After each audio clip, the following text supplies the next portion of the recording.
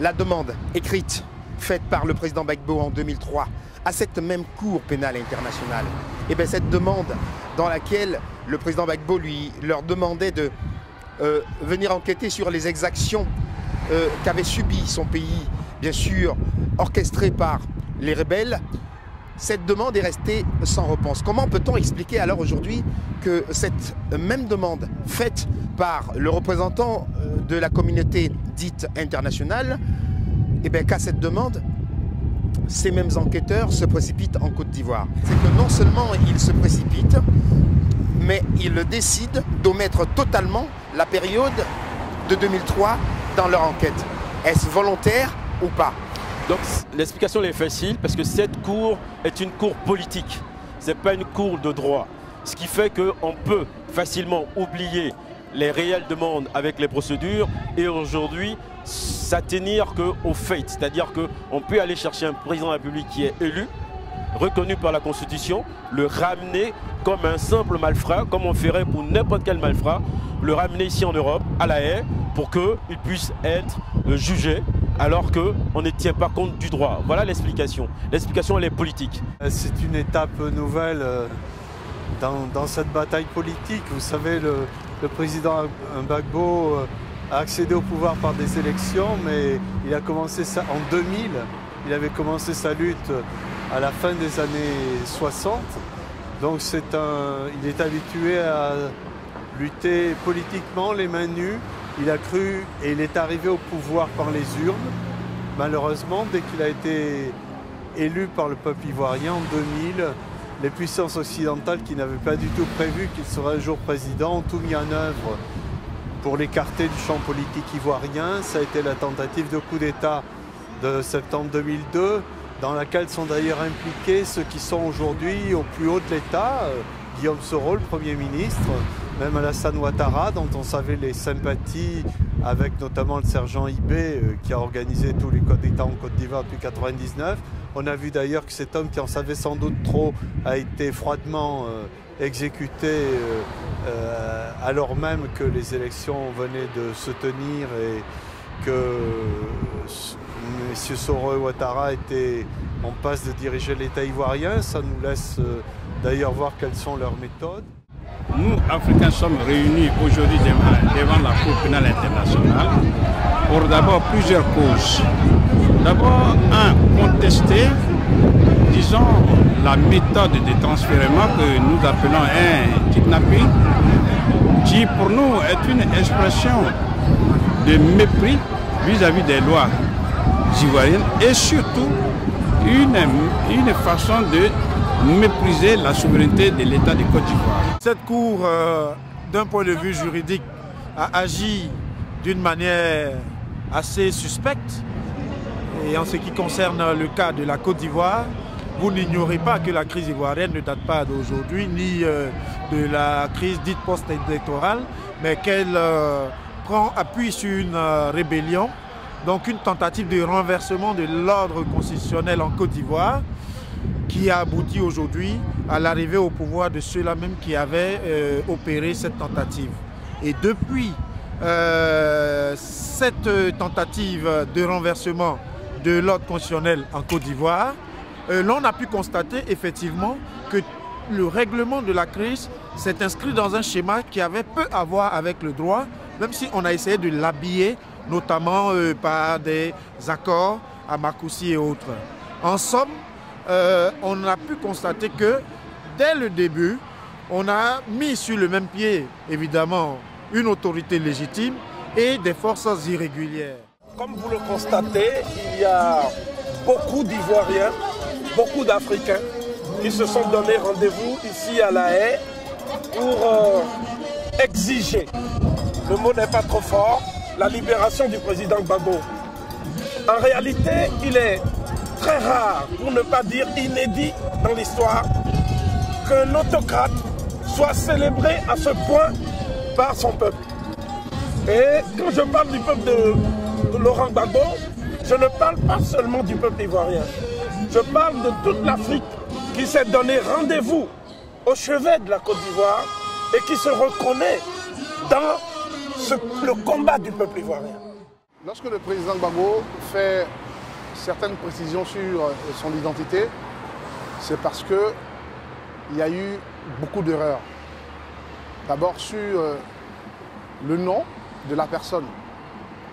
Lorsqu'il dit que je m'appelle Gbagbo Laurent, né à Gagnoa, c'est parce que sur le mandat d'amener qui a été délivré, il a été mentionné Koudou Laurent Gbagbo, né à Mama. Juridiquement, ça fait deux personnes différentes.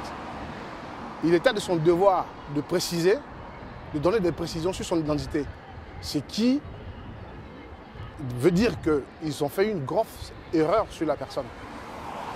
Une grosse erreur qui devait entraîner l'annulation pure et simple de cette audition-là. Mais homme de conviction qu'il est, il a dit c'est pas grave, tout ça c'est des petits détails. Nous allons aller jusqu'au bout du procès. On va confronter les preuves, ce que lui il a et ce que eux ils ont. Donc le président Gbagbo, comme je disais, 2002, tentative de coup d'État. Ce que l'on a appelé le bombardement de Bouaké, qui a été en fait, dans lequel est impliqué l'État français, et ça on est en train de le découvrir. Ensuite, comme on n'arrivait pas à se débarrasser de Laurent Gbagbo par les coups d'État ou les coups tordus, il y a eu le piège des élections, c'est-à-dire que le président Gbagbo a remis véritablement en jeu politique Alassane Ouattara, et celui-ci a profité, je dirais, de cette magnanimité de son rival pour véritablement user de tous les moyens, de tous les appuis des puissances occidentales pour arriver au pouvoir dans les conditions qu'on a vues. Il a été véritablement imposé par des élections le 28 novembre dont on sait dont les résultats sont frauduleux, même s'ils ont été approuvés par l'ONU. Mais pensez-vous alors finalement que c'était une bonne ou une mauvaise idée alors qu'il n'y avait pas eu désarmement d'aller aux élections? De toute façon, ceux-là même qui utilisent ce genre d'arguments aujourd'hui, et j'ai d'ailleurs eu certains journalistes qui m'ont opposé ces arguments dans des débats, je leur ai dit, mais rappelez-vous, c'est vous-même qui disiez que le président Gbagbo ne voulait pas aller aux élections. Et il a accepté d'y aller parce que je pense qu'il pensait pouvoir maîtriser la marge de fraude qui est apparue. Et il était totalement coincé médiatiquement et par la pression internationale. Lui, il disait, je suis le fils des élections, je ne peux pas refuser d'aller aux élections.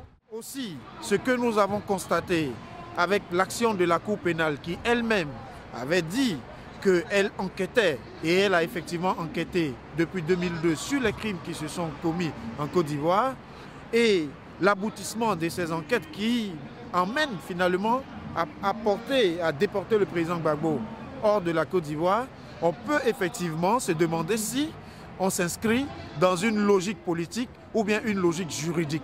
Du point de vue du technicien du droit que je suis, il est tout à fait évident que la logique qui a présidé non seulement à l'arrestation du président Laurent Gbagbo sous les bombes françaises, à sa déportation, à son maintien en détention dans le nord de la Côte d'Ivoire sans inculpation pendant des mois, et ensuite à une inculpation par la justice ivoirienne pour crimes économiques, et que cette inculpation ayant été faite par les institutions ivoiriennes n'aille pas jusqu'à son terme pour qu'en moins de 2 mois, le procureur trouve suffisamment d'éléments pour apporter le président Gbagbo ici, nous nous interrogeons.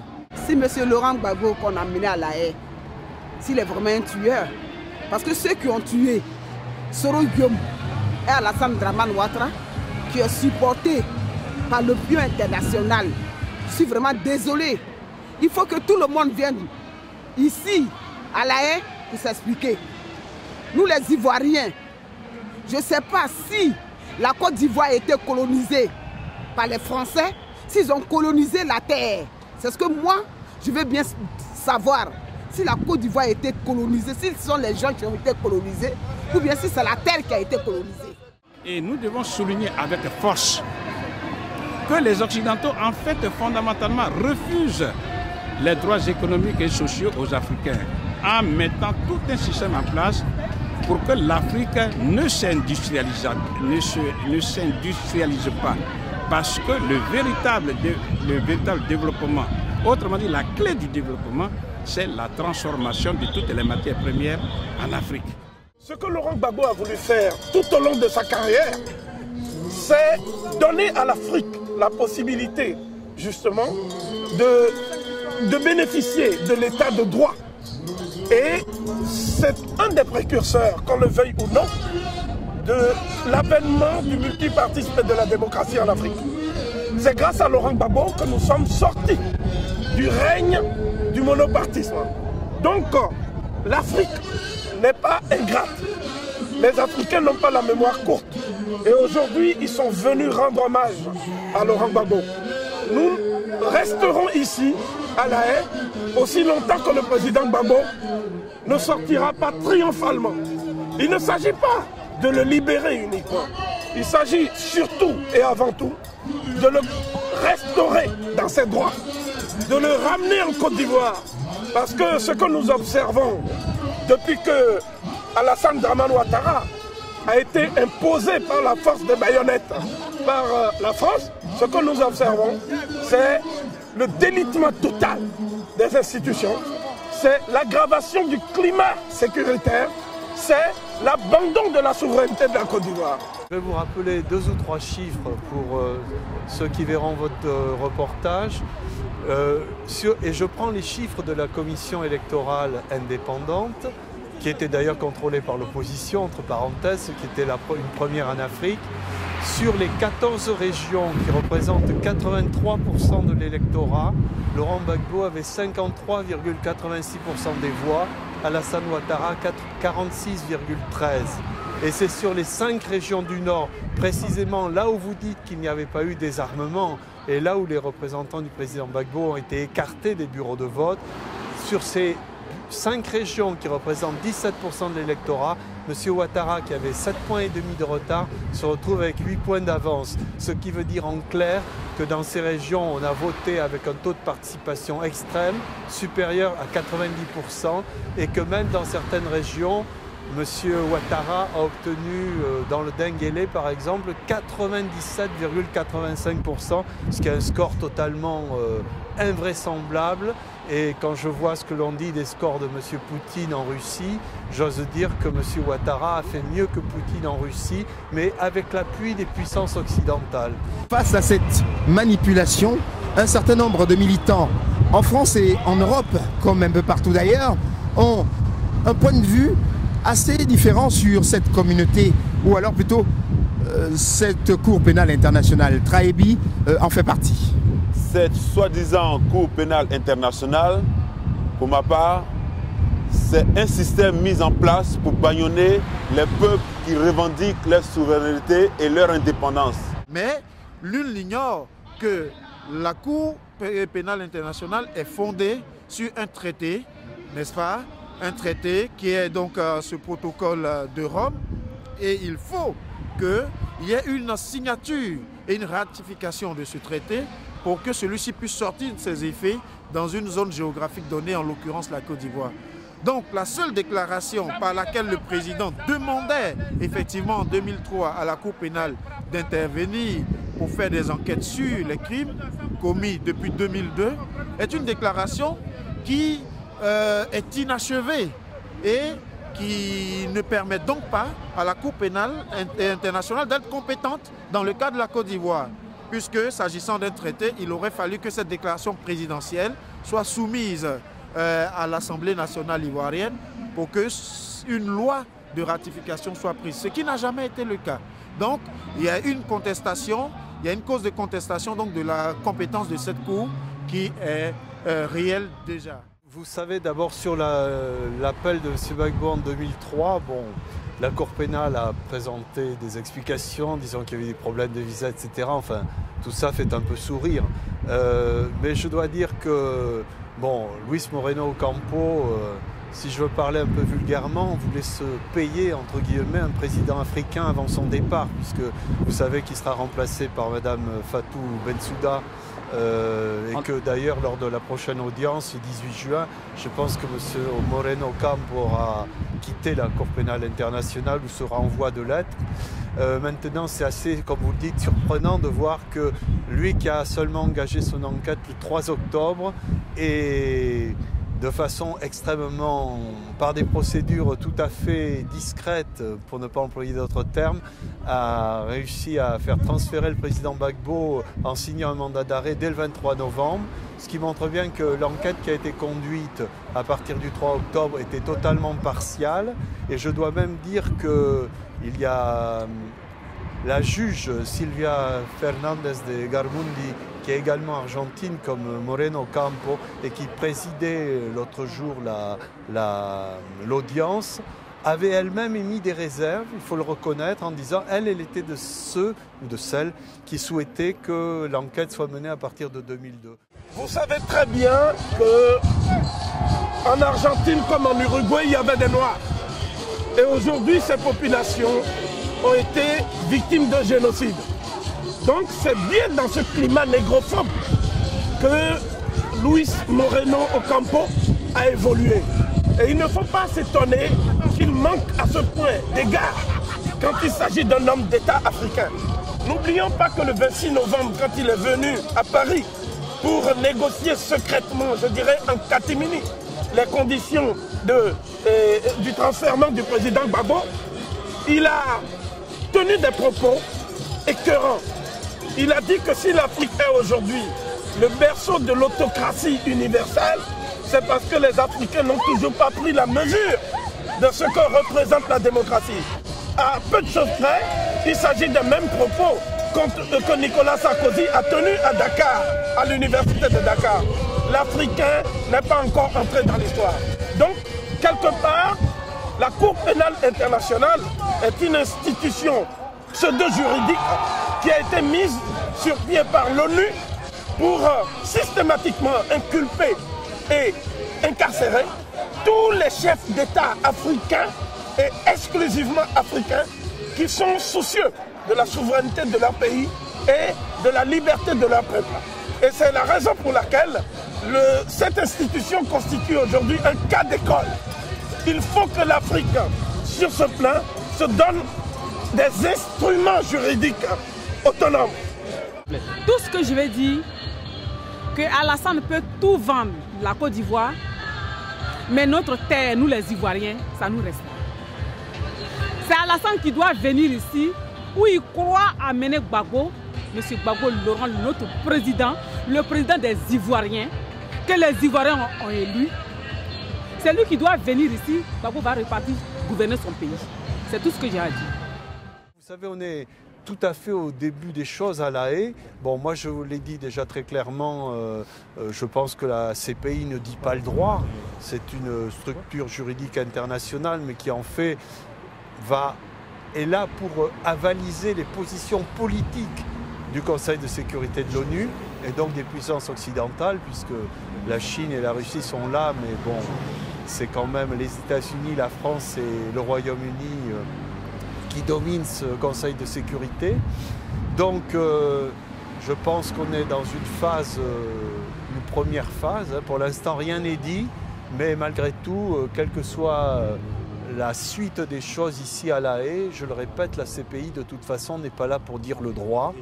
Et de toute façon, la meilleure preuve que c'est l'instrument des puissants, c'est que le plus puissant des puissants, les États-Unis, n'ont pas ratifié la Cour pénale internationale pour échapper eux-mêmes à toutes les turpitudes qu'ils commettent de par le monde. Sinon, je peux vous dire que depuis longtemps, c'est M. Bush qui aurait été le premier à être jugé à la CPI.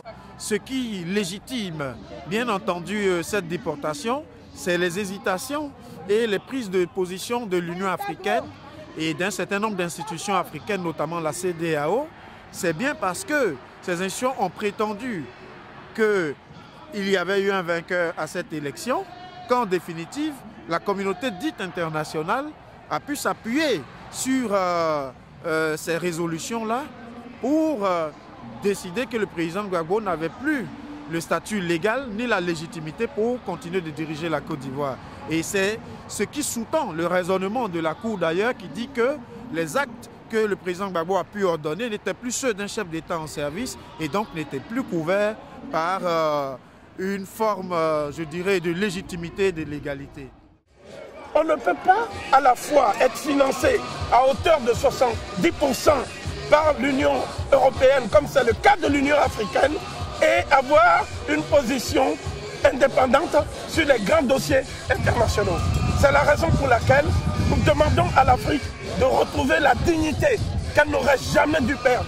C'est aussi la raison pour laquelle nous proposons la mise sur pied d'un tribunal pénal panafricain qui va prendre en charge l'instruction de tous les crimes contre l'humanité, tous les crimes de guerre dont l'homme noir a été victime depuis la traite négrière. Il est urgent que, face au sacrifice du président Gbagbo, il y ait un sursaut collectif de toute l'Afrique pour montrer au monde que psychologiquement, il y a eu un choc. Et ce choc psychologique peut aller très loin. Je l'ai dit tout à l'heure, pour moi, Laurent Gbagbo s'installe dans la peau du futur président des États-Unis d'Afrique. Et c'est toute l'Afrique qui reconnaît sa dignité, la dignité de ses propos, lorsqu'il a dit nous irons jusqu'au bout, mais lorsqu'il a dit aussi qu'il ne peut pas se soustraire à la justice. Parce que lui, il est un innocent et il est rare qu'une véritable institution juridique condamne un innocent. Dans ce cas, préconiseriez-vous aux pays africains de sortir de la CPI? Moi, je vous signale d'ailleurs que la Côte d'Ivoire n'avait pas ratifié les accords pour la Cour pénale internationale, mais c'est vrai que M. Gbagbo lui-même y a fait appel en 2003, un appel qui n'a pas été suivi des faits. Lui-même a dit lundi dernier que bon, on irait jusqu'au bout dans cette Cour pénale, mais je pense que moi je ne peux pas me substituer à la volonté des autorités politiques africaines. C'est aux Africains de dire ce qu'ils entendent faire de cette Cour pénale internationale. Je note que le procureur de cette Cour pénale va bientôt être une Africaine, puisque ce sera Fatou Bensouda. C'est, je pense, aux plus hauts responsables africains et au peuple africain de dire ce qu'ils pensent de cette CPI. Personnellement, j'ai une opinion un peu arrêtée sur le fait que je suis moi-même pour la reconnaissance des droits de l'homme à l'échelle universelle, mais je constate aujourd'hui que c'est toujours essentiellement les peuples et les responsables africains qui sont mis en cause par cette Cour pénale internationale et que j'attends que cette Cour pénale s'occupe de ce que font les États-Unis dans le monde, de ce que font la Chine par rapport aux droits de l'homme, de ce que fait M. Poutine en Tchétchénie, de ce que fait l'armée française en Côte d'Ivoire quand elle bombarde et fait des centaines de victimes civiles et militaires, ce qui est aussi un crime de guerre. Je pense que tout ça, on le saura un jour et nous sommes là pour témoigner symboliquement à La Haye de ces positions-là. Je crois qu'il faut continuer ce combat ici en Europe, puisque aujourd'hui le président Gbagbo est en quelque sorte déporté en Europe. Il faut que la vérité soit faite, la vérité. Que tout le monde vienne ici pour qu'on juge tout le monde. Ce n'est pas Gbagbo ce qu'on va juger. Gbagbo, depuis autant de fouettisme, Gbagbo n'a jamais tué. Il faut la mettre en prison. Ce monsieur Dramane l'a mis en prison, mais quand il y a eu des problèmes en Côte d'Ivoire, il a fait venir Alassane pour que les deux s'asseyent, parce que c'est des frères voisins.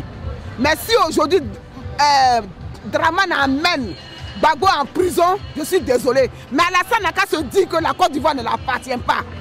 C'est Gbagbo Laurent qui lui a donné la nationalité. Sinon lui-même, il sait qu'il n'est pas ivoirien. Qu'il monte au ciel, il va descendre. Il n'est pas ivoirien, il ne sera jamais ivoirien. Les dés sont pipés naturellement, et vous le savez mieux que quiconque.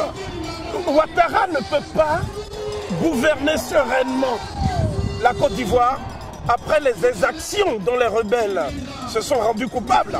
Lesquels rebelles sont finalement ses affidés. Il ne peut pas gouverner sereinement la Côte d'Ivoire aussi longtemps que le président Gbagbo sera en Côte d'Ivoire. C'est la raison pour laquelle la mesure qui a frappé le président Gbagbo a tout l'air d'être une tentative de marginalisation politique. C'est une mesure qui n'est pas judiciaire, c'est une mesure politique, c'est une décision politique. Ce qui constitue une circonstance aggravante ce sont les conditions, c'est-à-dire la déportation d'un homme d'État par une institution internationale sans qu'il y ait des preuves dignes de ce nom. On nous avait parlé de crimes économiques. Maintenant, on nous parle du président Gbagbo comme un co-auteur de viol, de vol ou de je ne sais quoi. Je crois que cette institution, nous sommes devant la Cour pénale internationale, elle s'est définitivement discréditée et elle n'est plus habilitée à juger qui que ce soit. J'ajouterai que l'Occident, d'une manière générale, compte tenu des réticences de traîne qui jalonnent son parcours et des crimes contre l'humanité qui ont été perpétrés, des génocides contre les Amérindiens, la traite des Noirs, etc., est disqualifié pour parler d'une manière générale des droits humains, à plus forte raison pour se présenter comme le pays qui donne des leçons en matière de droits humains. La présence du président Gbagbo à la Cour pénale internationale et en Europe nous attriste, puisque nous voulons Gbagbo libre, mais le président Gbagbo s'est projeté dans l'histoire pour être le témoin de son temps, le témoin du combat qu'il mène, et il nous appartient donc de nous ranger derrière lui et en Europe, ici, de mettre tous les moyens ensemble pour l'accompagner dans ce processus de vérité historique. Je pense aussi qu'il faudra faire un accueil digne de ce nom au président de fait, M. Ouattara en Côte d'Ivoire, lorsqu'il viendra en Europe, en particulier en France, le 26 janvier. Je pense que ça reste un objectif très fort pour montrer qu'il doit avoir un accueil digne des actes qu'il a posés. Je pense que tout le monde le comprendra. Et je pense qu'il faut se préparer pour une très longue bataille politique. Le président Gbagbo en était conscient, disant l'autre jour, nous irons jusqu'au bout. Vous savez, il a engagé sa bataille depuis les années 60. Moi, ça fait 30 ans que je le connais. Enfin, ça fera 30 ans au mois de juin prochain. Il est habitué, lui, à la dureté de cette bataille politique. Je crois que notre soutien est au moins le minimum de ce que nous pouvons faire et il faudra le faire jusqu'au bout. Face à cette situation difficile, mal appréciée par les Africains, il est important aujourd'hui de s'imaginer, de se poser la question, quelle est notre part de responsabilité face à la déportation du président Gbagbo à La Haye? Et que peut-on faire? Comment s'organiser pour éviter que ce genre de choses ne se reproduisent? Donc, solidarité africaine de France et africaine du monde appelle tous les Africains, tous les Européens, tous les Américains à venir à une marche mondiale sur La Haye. Une marche mondiale sur La Haye le 18 juin. Le 18 juin, une marche mondiale pour que tous nos parents qui sont enfermés dans le bail de La Haye puissent sortir et que les Africains puissent dire non. Et ce non-là, il sera massif. Il sera massif à La Haye ce 18 juin pour dire que nous sortons Gbagbo Laurent d'ici. Venez tous, nous vous attendons pour marcher à La Haye.